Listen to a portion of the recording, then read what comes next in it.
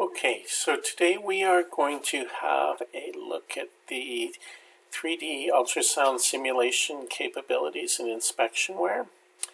So let's start by double-clicking into the Simulation Manager and A for adding a simulation, and then add a part. Go on to the part, and we will add a block and a rod. Okay, get the desktop ready a little bit. I'm going to want my properties over beside me. Won't be needing the relationship, so that would be good. Okay, this one drags onto the desktop. We get a simulation view, tidy it up and zoom out. Okay, so I'm aiming on making a block with a hole in it, so obviously the rod is too big, so let's knock the diameter down to say 8 or 5. And this is the CSG method. You can look in the help. It means complex solid geometry, how the pieces are interacting. So I'm just going to do remove. That's like drilling a hole. Okay, so we'll take a look over here. Front view, side view, top view. Now you'll notice here the rod's sticking way out into space, even though it's just drilling a hole. So I'm going to knock that length down to 50, and that's pretty much what we want. Mouse wheel to zoom in and out, mouse wheel down to orbit, and there's also rotate, spin, and tilt with RTS on the keys. Okay, so let's just go with the side view here. Click back on simulation, add a probe, and I want to select this, so I'll double click on it. It does the part, but we don't worry, we just keep going. We double click again and we've got it. Now if we go to the side view, we're off to the side, so we're going to put that one there.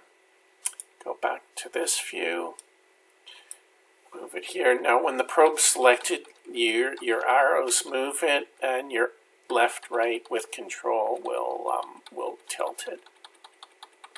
Okay. The probe has properties you'd expect: the element size, there's focusing, unfocusing, element shape, and so on. And there's phased array probes and anything. We're just doing a simple single element in this case.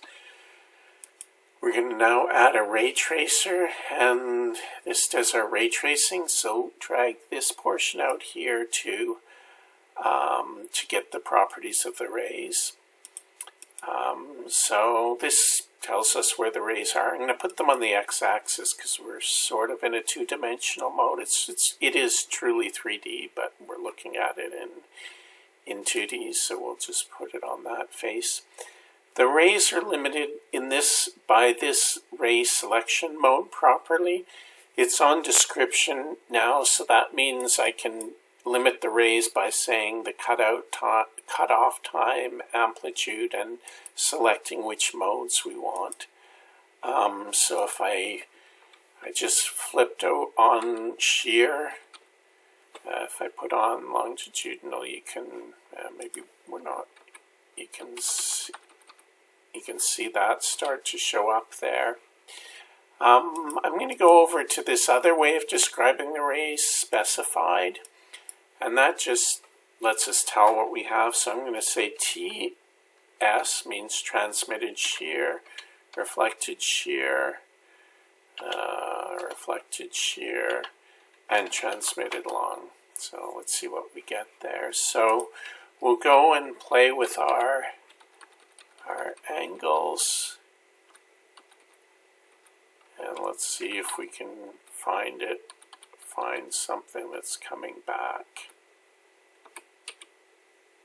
Okay, so that one should be coming back. You can see we've only got 10 rays going in, so there aren't a lot of rays coming back. So we're missing the one that would come back here, but there is a nice feature, insert when rays diverge. So that should give us, it fills in the rays.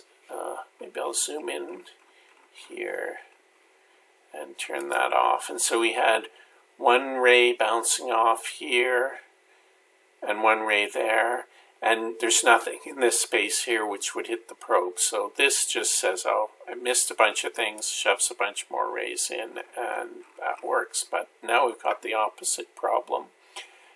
We've got too much going on.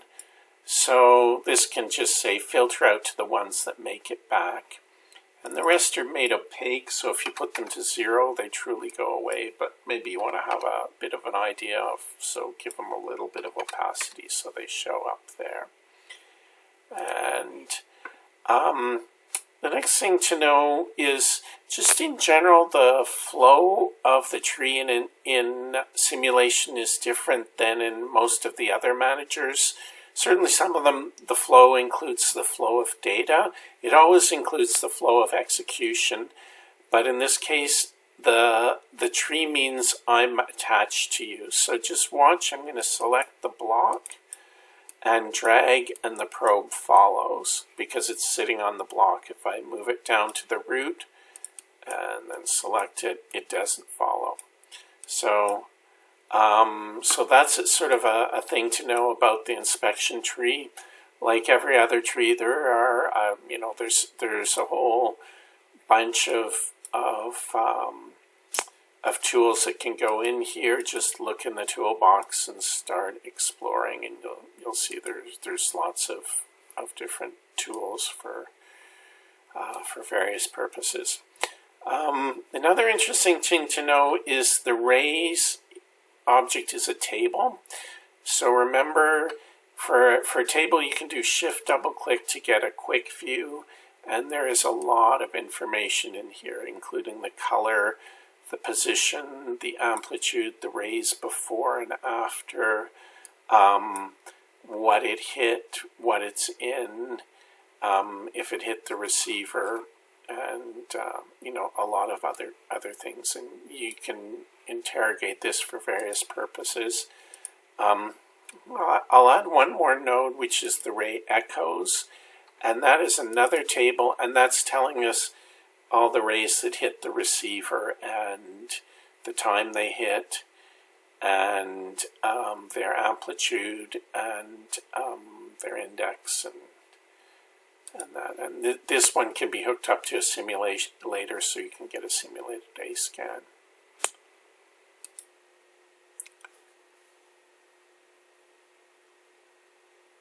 Okay, so I think that's a little bit of an introduction. Like everything else, there's a lot more to cover, but hopefully once you get started, you can figure it out on your own. So that's all for now.